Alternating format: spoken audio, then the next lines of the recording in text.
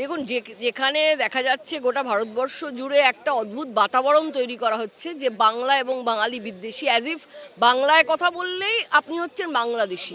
মানে এটা এমনভাবে দাগানোর চেষ্টা করা হচ্ছে যেন আমরা এদেশের নয়, বাংলায় কথা বলি আমরা বোধহয় অন্য কোনো দেশ থেকে ভারতবর্ষে জবরদস্তি ঢুকেছি।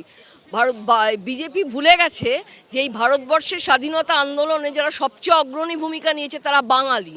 এই যে বাতাবরণ তৈরি করার চেষ্টা করা হচ্ছে, এটা আসলে অদ্ভুতভাবে এটা একটা বিজেপি তৈরি করছে যে বাঙালিকে কোথাও হেয় করে, যে বাংলা যেহেতু ওরা পাচ্ছে না কোনোভাবেই এবং ওরা যেহেতু এই বাংলার কালচারের সঙ্গে যুক্ত নয়, সেহেতু ওরা এইটাকে কোথাও হেয় করার চেষ্টা করছে।